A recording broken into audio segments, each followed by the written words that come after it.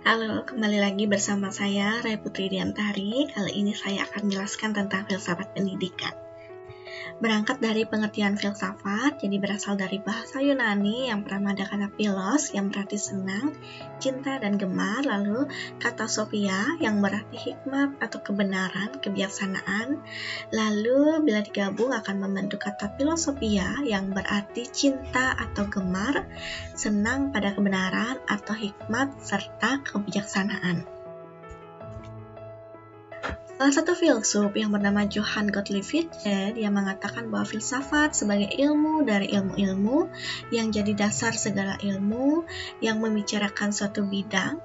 Jadi filsafat mengabstraksikan seluruh bidang dan seluruh jenis ilmu mencari kebenaran dari seluruh kenyataan. Lalu kemudian ada karakteristik filsafat. Yang pertama ada ekstensif. Ekstensif ini artinya extend, dia menyeluruh, mengkaji secara menyeluruh. Lalu ada intensif. Intens yang berarti dia mengkaji hingga ke inti, mencari hal yang mendalam sampai struktur dasarnya. Radikal. Radikal ini artinya proses berpikir secara mendalam. Lalu sistematis ini artinya berurutan dan urutannya itu secara logis. Lalu ada rasional. Rasional itu artinya dapat diterima oleh logika dan akal pikir. Lalu ada spekulatif. Spekulatif ini artinya filsafat itu dapat memberikan dugaan awal terhadap suatu fenomena. Lalu ada metodis. Metodis artinya ada metode-metode tertentu dalam proses berpikir.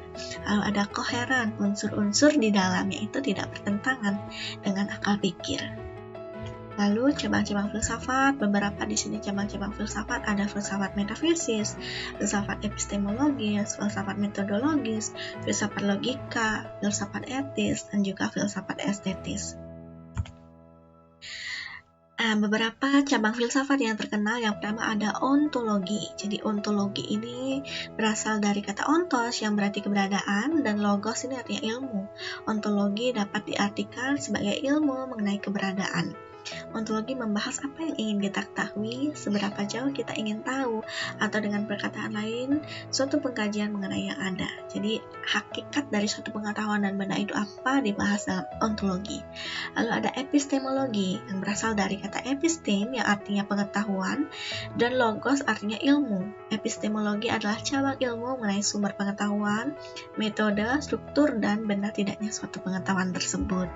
Kemudian ada aksiologi, yang berasal kata aksio yang artinya nilai dan logos artinya ilmu. Aksiologi adalah cabang ilmu yang mengkaji mengenai nilai-nilai yang bersifat normatif dan terpacu terhadap kebenaran atau kenyataan sebagaimana dijumpai dalam kehidupan manusia. Lalu ada beberapa fungsi filsafat. Yang pertama, filsafat sebagai inspirasional. Jadi tujuan filsafat pendidikan yang bersifat inspirasional tiada lain adalah untuk mengekspresikan tentang pendidikan yang ideal atau pendidikan yang dicita-citakan. Pendidikan yang dicita-citakan oleh bangsa Indonesia yaitu pendidikan yang mampu memfasilitasi siswa untuk belajar berbagai hal yang berpusat pada siswa, sehingga cita-cita pendidikan berkemajuan yang cita-cita luhur bangsa Indonesia untuk mewujudkan bangsa yang cerdas dan melahirkan insan-insan yang terbaik bagi bangsa Indonesia. Lalu filsafat sebagai preskriptif, ini artinya filsafat berusaha menghasilkan suatu ukuran atau standar penilaian tentang nilai-nilai, penilaian tentang perbuatan manusia, dan penilaian tentang seni. Di filsafat pendidikan bersifat preskriptif ketika filsafat ini menetapkan tujuan pendidikan yang harus dipatuhi dan dicapai. Nah, pendidikan berdasarkan pada UUD 1945 pada bagian falsafah Pancasila alinea keempat, di mana terdapat kalimat mencerdaskan kehidupan bangsa, dan ini merupakan gambaran dari tujuan pendidikan nasional, di mana cita-citanya untuk mendidik dan menyamaratakan pendidikan ke seluruh penjuru Indonesia.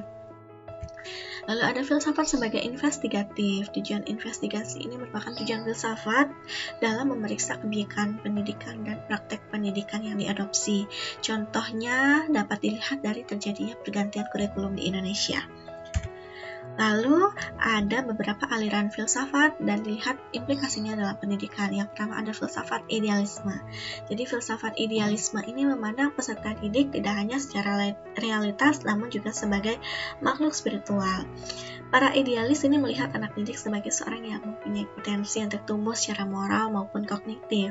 Jadi filsafat ini tidak hanya melihat murid dari perbuatan maupun hasil belajarnya, namun filsafat ini mengajak guru untuk melihat apa yang melatar belakanginya, sehingga guru dapat membantu peserta didik secara moral dan spiritual.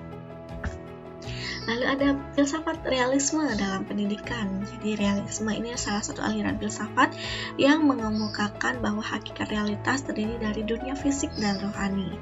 Jadi tujuan pendidikan menurut realisme yakni membantu manusia mencapai kebahagiaan dengan mengembangkan potensi diri seoptimal mungkin agar peserta didik menjadi manusia yang unggul, bijaksana, rasional, memiliki kemampuan sosial yang baik, serta memiliki keseimbangan intelektual. Peranan siswa dalam konteks realisme inilah dituntut untuk dapat menguasai pengetahuan yang halal dan terpercaya. Lalu ada implikasi filsafat timur dalam pendidikan. Salah satu tokoh yang terkenal dari Indonesia yang mengandung filsafat timur adalah Ki Hajar Dewantara. Jadi kebudayaan Indonesia yang multikultural terbentuk dari berbagai pengaruh filsafat timur seperti ada India, Cina, Islam. Tonggak-tonggak kebudayaan Indonesia didasarkan pada nilai-nilai kehidupan bangsa Indonesia yang umumnya bersumber dari filsafat timur. Implikasi filsafat timur dalam pendidikan. Yang pertama, proses belajar melalui filsafat timur, contohnya filsafat Konfusianisme dari Cina yang menyatakan bahwa yang paling penting dalam kehidupan manusia adalah self-respect atau self-cultivate secara sosial dan moral. Proses belajar berjalan sepanjang hidup tersebut merupakan suatu proses self-perfection, inilah arti dari kehidupan yang sebenarnya. Di dalam filsafat timur ditekankan pada penyempurnaan diri, yaitu mengembangkan sifat-sifat kejujuran, konsentrasi, tahan uji, tahan banting, serta keuletan dalam menghadapi berbagai masalah. Lalu ada filsafat barat, salah satu tokohnya adalah René Descartes. Jadi beberapa aliran-aliran yang mendukung filsafat barat. Yang pertama ada rasionalisme, empirisme, ateisme, dan lainnya. Ini merupakan paham yang berkembang di barat yang dijadikan dasar pijakan bagi konsep-konsep pendidikan barat. Dan dalam catatan sejarah, filsafat barat ini bermula dari Yunani.